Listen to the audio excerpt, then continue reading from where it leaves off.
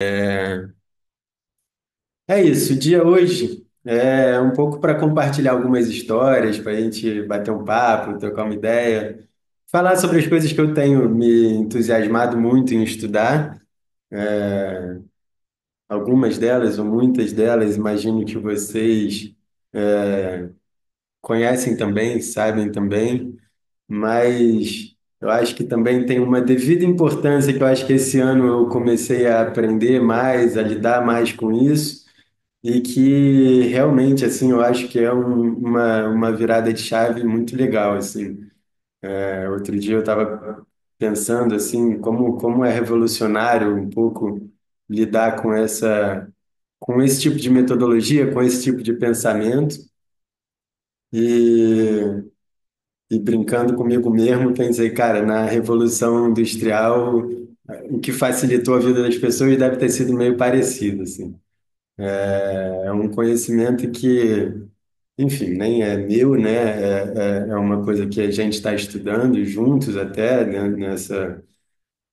Vocês são pessoas todas que eu já troquei bastante sobre trabalho, sobre corpo, e eu acho que existe uma base, um fundamento, assim, de coisas que a gente precisa olhar mais, precisa entender mais para viver essa revolução, viver esses benefícios, principalmente na gente, entender essa sensação, entender, ganhar confiança no que esse tipo de trabalho é uma coisa que traz transformação, para poder também, com alunos, com pacientes,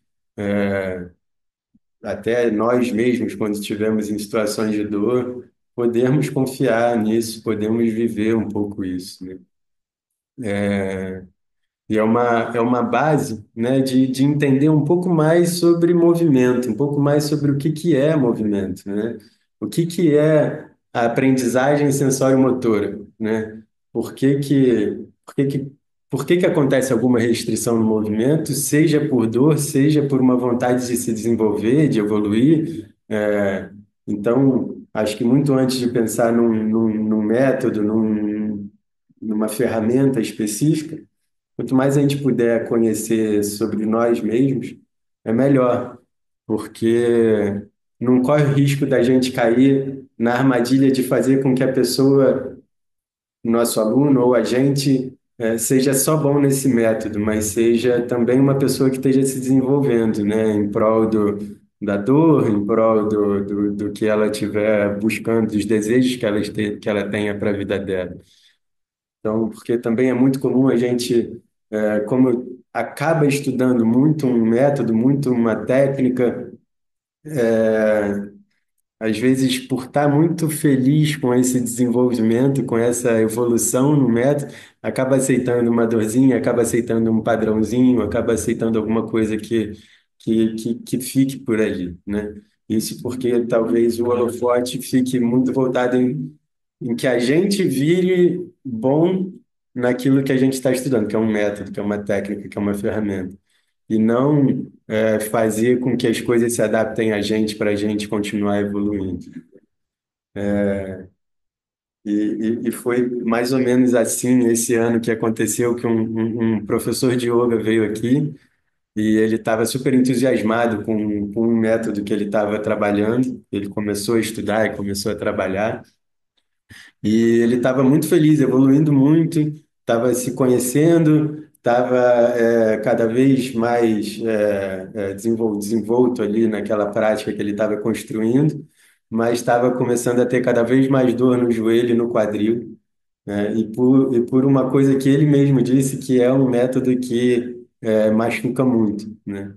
E, e me chamou muita atenção porque ele não pensava em trocar de prática ou trocar o tipo de prática que ele estava fazendo, né? E isso, para mim, é uma das questões primordiais, né? De como é que as coisas podem se adaptar a gente para a gente continuar evoluindo. É uma questão muito mais da gente ter escolha do que a gente ser bom numa técnica, né? A gente precisa continuar aprendendo que a gente tem escolha, que a gente precisa de discernimento e de escolha, né? Que a gente precisa estar cada vez um pouquinho mais conectado com diferenças, com sensações, com como a gente se relaciona com o ambiente. E, claro, sente prazer na técnica que você pratica é muito importante, mas a gente tem que poder entender que a gente precisa ter escolhas dentro das coisas que a gente faz, né? Então, é, é para mim essencial que a gente comece a entender que alguns óbvios, eles são muito ilusórios, né? Como a ideia de que boas práticas, de que boas rotinas, de que hábitos saudáveis levam a uma vida sem dor, levam a uma vida que não vai ter problema, né? A gente precisa saber que a gente precisa ter escolha dentro desses bons hábitos, dessas boas práticas, dentro dessa boa alimentação, porque se a gente não tem a possibilidade de viver fora daquilo, né, a gente talvez esteja preso numa armadilha de que o saber, né, de que o conhecimento que aquela prática tem, a importância ou a evidência, né, a ciência que está por trás daquilo é tão boa que a gente tem que se encaixar naquilo, né? Ou até mesmo acabar tendo que encaixar os nossos alunos naquilo. E isso pode ser muito danoso, né? Pode levar a um desvio de tempo, de gás de energia, de dores, que não são tão desejáveis. Não é aquilo que a gente está querendo quando a gente está pensando em autoconhecimento, quando a gente está pensando em se desenvolver, quando a gente está pensando em ter prazer em se movimentar, prazer em trabalhar, prazer em fazer uma atividade, né? Então, o que a gente mais precisa é conhecer que a gente precisa ter escolhas. É um caminho muito gratificante, né? Trazendo isso para a parte do corpo, né? Outro dia eu estava brincando com a Serena, né, minha filha, e a gente estava na dúvida, né? Enfim, minha mãe, as minhas tias, a família da Rebeca, todo mundo acha que tem que ter uma chupeta. E a gente tem chupeta em casa, mas nunca deu e tal.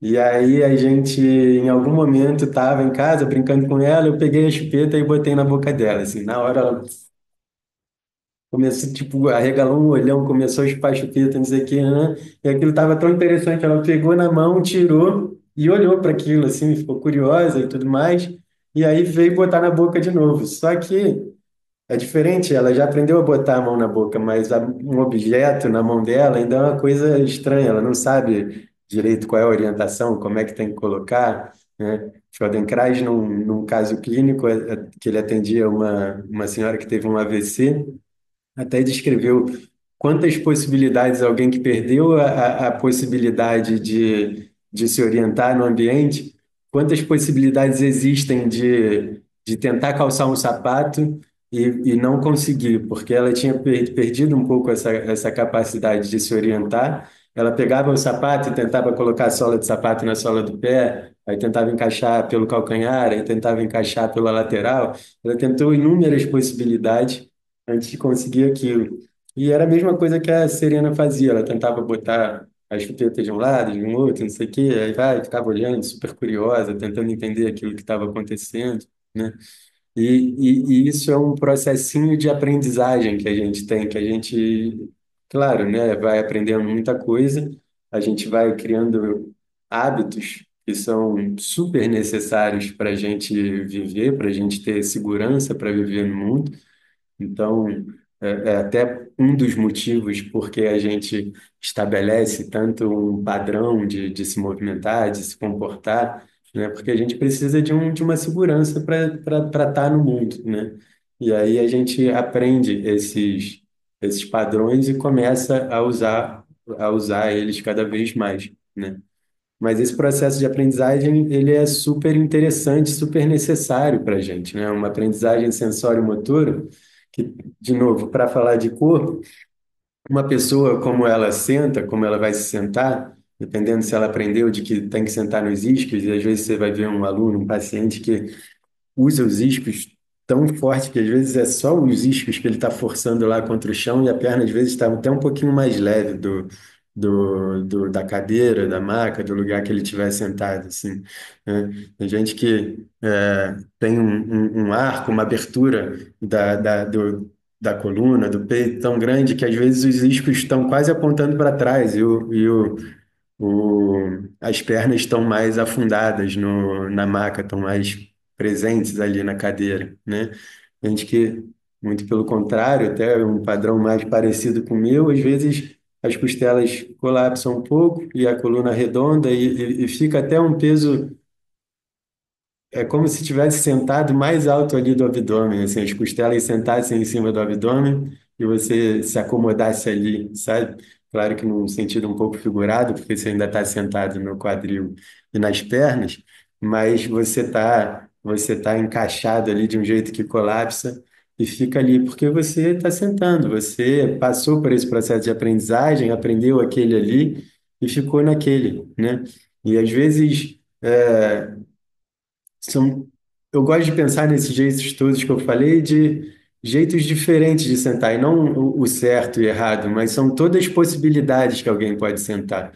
Porque o danoso, repetindo, e é uma coisa que a gente vai voltar de vez em quando, é não ter opção de sair disso, né?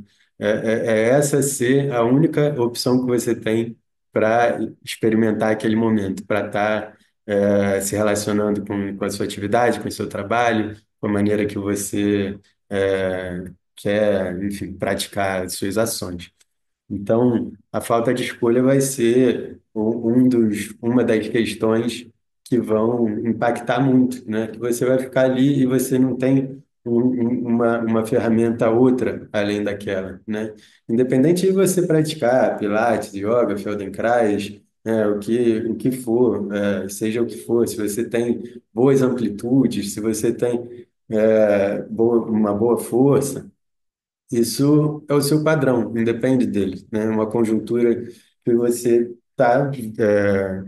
tem ali, desculpa, é um padrão que você tem e é um padrão que você usa, né? E é muito mais interessante a gente ter uma segunda, uma terceira, uma quarta possibilidade de uso, né? Uma escuta boa o suficiente para entender que aquilo pode mudar, que aquilo pode ser diferente, que seu peso pode estar um pouco mais de um lado, de outro, né? E voltando, eu já vi pessoas. Eu acho muito chique, cara, muito, muito, muito. Aquelas pessoas que conseguem sentar com a coluna reta, as pernas que se encostam todas no chão, assim, com a sola dos pés juntas. Assim, é incrível. Eu olho para aquilo, acho uma das posturas realmente mais bonitas que tem, né? E aí a pessoa senta ali, e aí fica ali, fecha o olho, vai tentar meditar, e passam 5, 10, 15 minutos, quando vai levantar não consegue mais, tipo, demora, sabe, é um instaladinho, é uma coisa que tem que ajeitar ali para começar a azeitar de novo a articulação, para voltar a se mexer, né? É lindo, é muito difícil sentar daquela maneira. Foi um processo, com certeza, muito grande para quem, a maioria das pessoas, para conseguir sentar assim, mas ainda que seja muito bom, seja muito estável, seja muito fácil de meditar, né? É bom, às vezes, ter também o discernimento, a capacidade de sentir se aquilo realmente precisa continuar daquela maneira durante tanto tempo ou se pode mudar um pouquinho de vez em quando, né? Será que vai perder tanto se estiver sentado com o joelho um pouquinho mais alto, com uma almofadinha embaixo do quadril, né? Será que perde tanta qualidade assim de meditação dentro da vida que a gente vive já, dentro do que a gente quer de conquista, de objetivo, né? São perguntas que eu acho boas da gente se fazer e ter elas continuadamente para serem perguntadas, sabe? Não são tanto perguntas que a gente tem que se fazer e responder, às vezes, com tanta certeza, né? É porque é, é isso, longe de mim querer falar de um método, de um tipo de abordagem, mas eu acho que antes dele tem a gente, sabe? Tipo, é, eu gosto um pouquinho de futebol e aí chega um jogador craque, medalhão, não sei o quê, aí o cara começa a viver a vida já jogar mais chinelagem e tal, e o pessoal fala, não, não, antes de você tem um clube, o clube é maior que tudo e tal, não sei o quê. E a mesma coisa se aplica para a gente. Eu acho que antes da técnica, antes do que a gente tem estudado, tem a pessoa, tem você, né? E a gente precisa continuar em contato com isso enquanto a gente está buscando desenvolvimento, enquanto a gente está buscando evoluir, né? Porque tem algumas coisas que, quando a gente lê, parecem muito óbvias, mas às vezes na prática a gente vai ver e não é tão óbvio assim, né? Tão dado assim. A gente acaba caindo em armadilhas. Então, eu acho que a troca, assim, do que eu quero propor, né, do que eu quero continuar abordando aqui com a gente, até falar um pouco mais de dor, né, que é uma das coisas que a gente trabalha, mas é também uma ótima ferramenta de autoconhecimento, tá? A dor é uma ótima professora e eu acho que se educar quanto ao que é dor, até porque o saber popular, o saber científico, muita coisa durante muitos e muitos anos falou muitas coisas que botam a gente para baixo um pouquinho, né? Fragilizam o nosso corpo, a nossa crença, os nossos pensamentos ficam muito fragilizados com o que a gente entende sobre lesão, sobre dor, e entender essa nova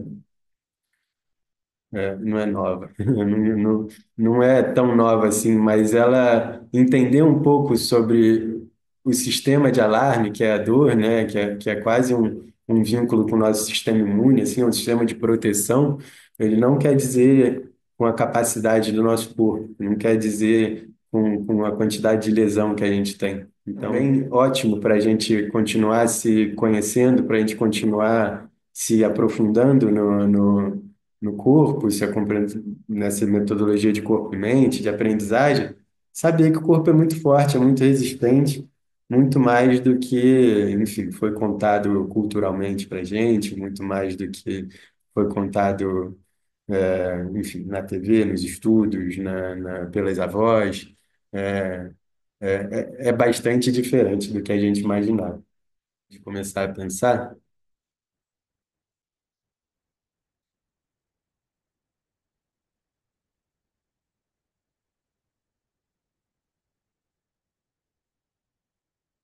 ação ou tarefa. Eu não sei como cada um gosta de dar nome a isso, né? Mas uma ação é tudo aquilo que dá para colocar no conjuntivo, né? Então, praticamente todo verbo aí vai poder ser lido como uma ação, né? Mas sentar, levantar, rolar, nadar, dançar, escalar, trabalhar, tudo, tudo. Enfim, tudo que a gente consegue colocar no conjuntivo, ela é formada não só por movimento. Além disso, para uma ação acontecer, sensação, emoção,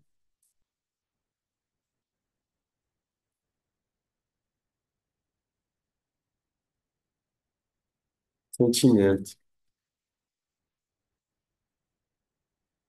Sempre que a gente estiver pensando numa tarefa, numa ação que a gente está fazendo, numa coisa que a gente quer evoluir, acho que é muito importante pensar assim na capacidade de aprendizagem daquela pessoa. Passa pela parte mecânica, passa por, às vezes, ter que avaliar se tem movimento, se não tem, se você tem que estimular, se você tem que dar suporte àquilo, né? Mas sempre quando a gente está trabalhando com uma pessoa, com uma ação, não é dissociável a sensação, a emoção, o sentimento, a percepção, né? Vou trocar isso aqui por percepção.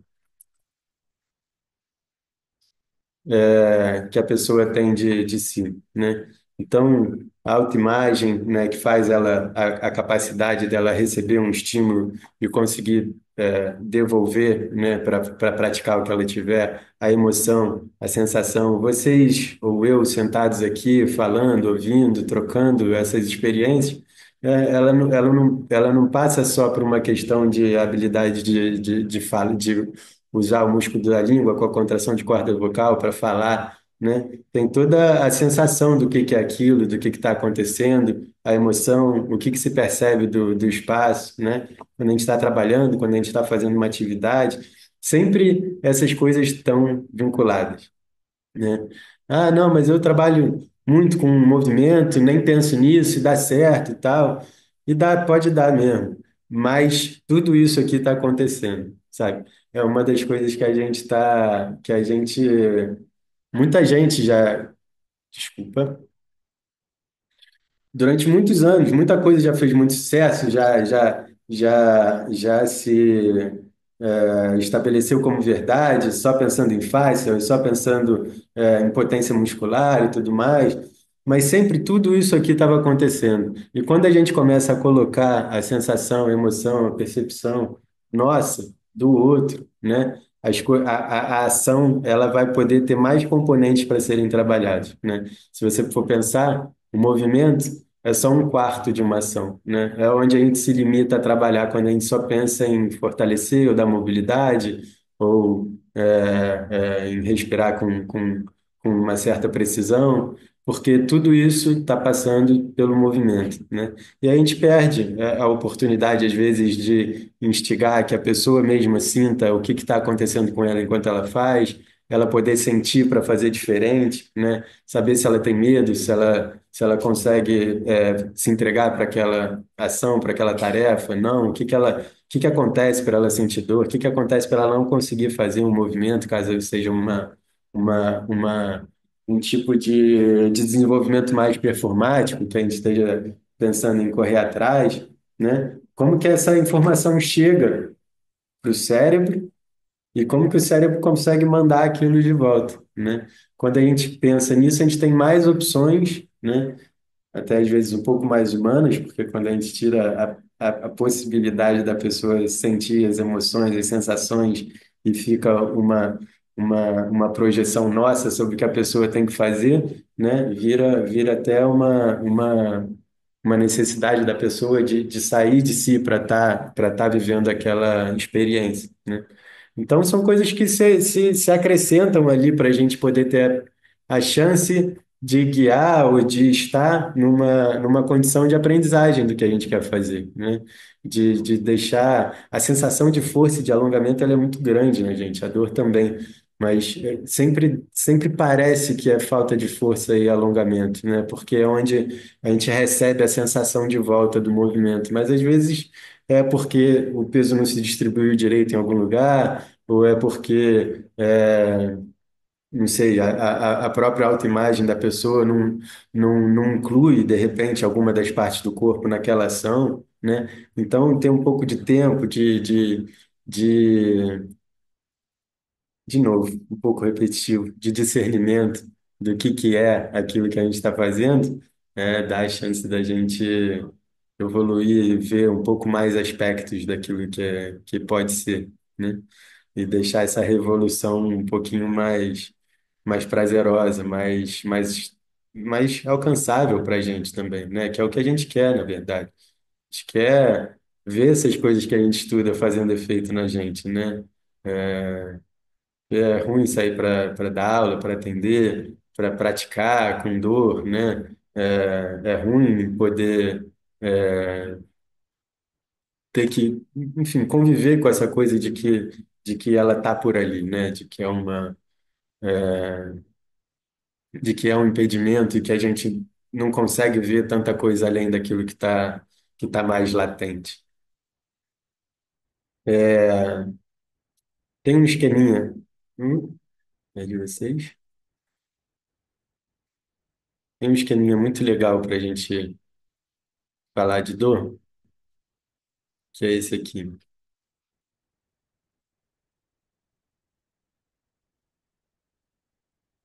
Minha capacidade de uso de computador é excelente. Às vezes as coisas demoram um pouquinho mais de tempo. Mas esse é uma referência que eu peguei do livro que se chama Explain Pain, que é do David Butler e do Lorimer. São, são dois estudiosos, cientistas, não sei, sobre o que é esse sistema, essa neurociência, né, da dor, né? Estudam essa reciprocidade entre corpo e mente, principalmente em relação à dor.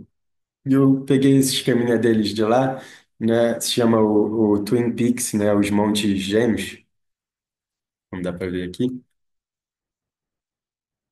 E o que eu quero mostrar para vocês é que é o seguinte: isso aqui, esse monte, seriam, né, todas as possibilidades de ação que a gente tem, né? Como se a gente tivesse, ele tivesse as nossas possibilidades de movimento, de ação, tivessem representadas por essa montanha aqui, né? E ação sempre de novo, pensando em movimento, percepção, emoção e sentimento, tá? Então, toda essa projeção aqui desse monte, né, que seriam as possibilidades de movimento, em algum lugar a gente está protegido pela dor, né?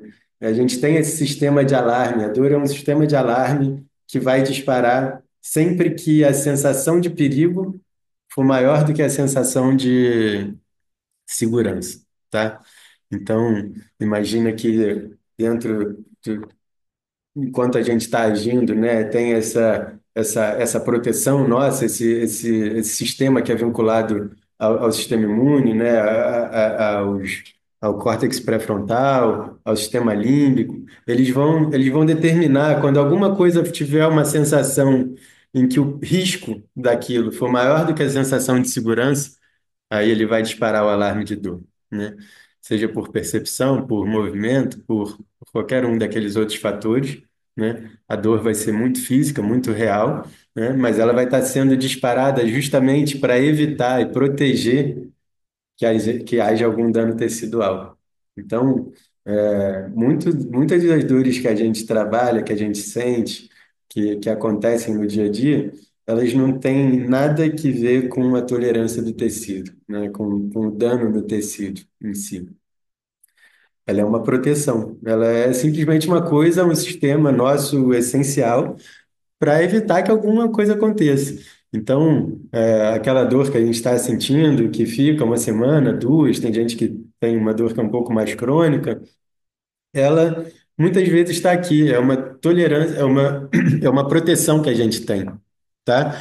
Então, aquela crença, aqueles pensamentos que ficam de que já tem uma coluna fraquinha, de que o joelho já não aguenta mais tanto impacto, de que tal tendão já está meio avariado, né? Elas são justamente crenças, né? Justamente coisas que pela divulgação da ciência antiga ou pelo saber popular, pela criação, pela cultura, né? A gente ficou entendendo mais ou menos que é a mesma linha, né? Se tem dor, tem algum dano, né?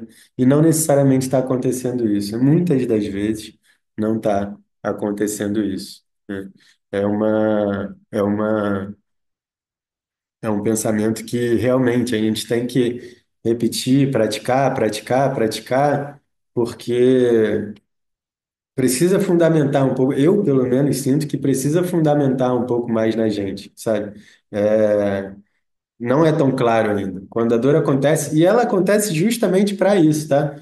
Para vir e determinar essa coisa de que, cara, pera, porque vai machucar, pera que tá ruim, pera que você tem que transformar alguma coisa aí. Você tem que trazer uma sensação de uma experiência de dor que seja segura, né? Uma experiência de dor que seja segura. Uma experiência de movimento que seja segura, né? Que aí o alarme consegue de novo diminuir, né? E aí que é o grande barato, porque tá, beleza, faz muito sentido isso, mas eu já fiz o meu exame e lá tem uma produção de escala, lá tem um dano no meu ligamento e tudo mais, né?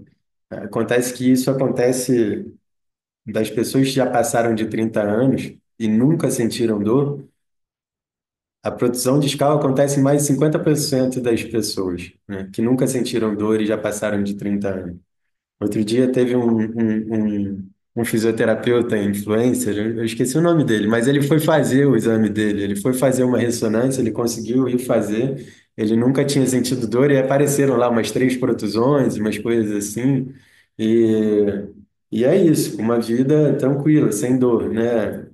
Um pouco acreditando nele, mas começaram a investigar todo mundo que relata que não tem dor na coluna, que não sente problema na coluna, que sente que a coluna é forte, é saudável. Foram fazendo o exame nessas pessoas e mais 50% delas apareceu uma protusão, né? Acho que no joelho é uma coisa tipo 80%. É bem mais, assim. É meio gritante, sabe? Então, isso acontece, claro, de novo, né? Inventaram um mecanismo de tirar foto lá de dentro da gente. E aí pegaram todas as pessoas que têm dor e foram tirando foto, foram tirando foto, foram tirando foto, foram tirando foto. E aí, beleza, tá relacionado. Tem dor, tem dor, tem dor, tem dor. A dor é por causa disso, a dor é por causa disso, a dor é por causa disso. E aí foi se estabelecendo. Quando não tem, caramba, então da onde vem essa dor e tal? Um desespero, né? Tipo, pô, tô com uma dor 8 em 10 e não deu nada no exame. Caraca, o que que deve ser? Aí, será que é uma doença? Será que é um. Não, aí depois começaram a fazer nas pessoas que não têm dor. E uma foto continua sendo uma foto, mesmo se ela é de dentro de você, tá? Uma foto que tira em mim aqui a cor do meu cabelo, as marcas da minha pele, o formato do meu rosto, não vão dizer sobre a minha capacidade, não vão dizer sobre o que que eu posso ou não fazer. É a mesma coisa de lá de dentro. A gente é matéria, a gente tem, a gente vai perecendo com o tempo, mas continua com a mesma capacidade de poder aprender por causa da neuroplasticidade, a gente pode continuar aprendendo, pode continuar se desenvolvendo, pode continuar fazendo as coisas, porque só um quarto das coisas que fazem, têm importância nas nossas ações são referentes a movimento. Então, ter a disponibilidade, né, é muito importante.